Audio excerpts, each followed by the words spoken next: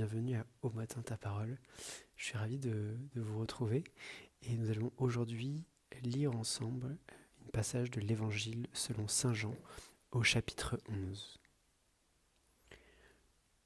Beaucoup de Juifs qui étaient venus auprès de Marie et avaient donc vu ce que Jésus avait fait, crurent en lui. Mais quelques-uns allèrent trouver les pharisiens pour leur raconter ce qu'il avait fait. Les grands prêtres et les pharisiens réunirent donc le conseil suprême. Ils disaient : qu'allons-nous faire ? Cet homme accomplit un grand nombre de signes. Si nous le laissons faire, tout le monde va croire en lui, et les Romains viendront détruire notre lieu saint et notre nation. Alors, l'un d'entre eux, Caïphe, qui était grand prêtre cette année-là, leur dit : vous n'y comprenez rien, vous ne voyez pas quel est votre intérêt. Il vaut mieux qu'un seul homme meure pour le peuple, et que l'ensemble de la nation ne périsse pas. Ce qu'il disait là ne venait pas de lui-même, mais étant grand prêtre cette année-là, il prophétisa que Jésus allait mourir pour la nation. Ce n'était pas seulement pour la nation, c'était afin de rassembler dans l'unité les enfants de Dieu dispersés. À partir de ce jour-là, ils décidèrent de le tuer. C'est pourquoi Jésus ne se déplaçait plus ouvertement parmi les nations. Il partit pour la région proche du désert, dans la ville d'Éphraïm, où il séjournait avec ses disciples.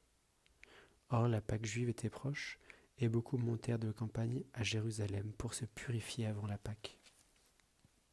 Ils cherchaient Jésus, et dans le temple, ils se disaient entre eux : qu'en pensez-vous ? Il ne viendra sûrement pas à la fête. Les grands prêtres et les pharisiens avaient donné des ordres. Quiconque saurait où il était devait le dénoncer pour qu'on puisse l'arrêter. Acclamons la parole de Dieu. Louange à toi, Seigneur Jésus. Nous voici à la fin du livre des signes, la première partie de l'Évangile selon Saint Jean, où tant de miracles ont été posés. La résurrection de Lazare, l'aveugle guéri, un exemple de miséricorde incroyable avec la femme adultère, la guérison d'un paralysé.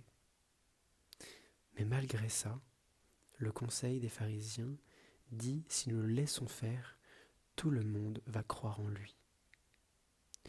C'est un petit peu comme lorsqu'on regarde un film et qu'on assiste à une tragédie qui va arriver.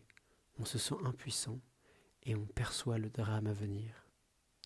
Ici, nous pouvons identifier avec beaucoup de Juifs crurent en lui, mais quelques-uns ne crurent pas. Il établit beaucoup de signes, mais le conseil a peur de la réaction des Romains. On sent tout au long de l'Évangile la pression augmenter, et voici que le grand prêtre parle maintenant de l'intérêt qu'un être périsse, qu'une vie humaine soit sacrifiée. Mais on peut se dire, comment est-ce qu'on en arrive là ?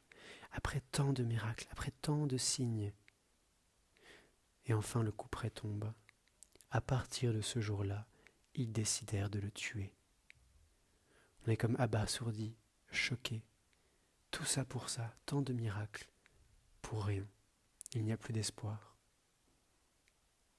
Mais c'est quand il n'y a plus d'espoir sur terre qu'il y a l'espérance. L'espérance, une des trois vertus théologales, une des trois vertus qui vient de Dieu, qui est un cadeau de Dieu.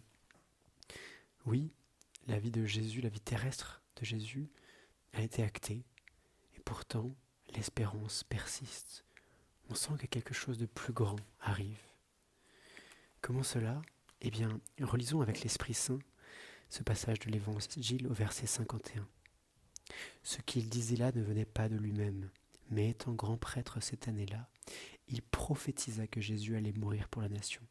Et ce n'était pas seulement pour la nation, c'était afin de rassembler dans l'unité les enfants de Dieu dispersés. Et oui, quand on est dans le brouillard, quand on ne comprend plus, quand on n'a plus d'espoir, eh bien appelons l'Esprit Saint. Appelons l'Esprit Saint pour qu'il nous aide à comprendre ce que Dieu veut et ce que Dieu permet. Et comment Dieu, ici, s'est servi du grand prêtre Caïphe pour annoncer un message incroyable, que Dieu s'est fait homme, et bien que Jésus va venir, pas pour seulement la nation, mais pour l'ensemble des enfants de Dieu dispersés.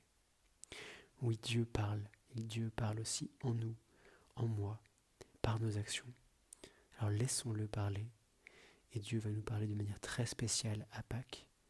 Alors ouvrons nos cœurs et patience.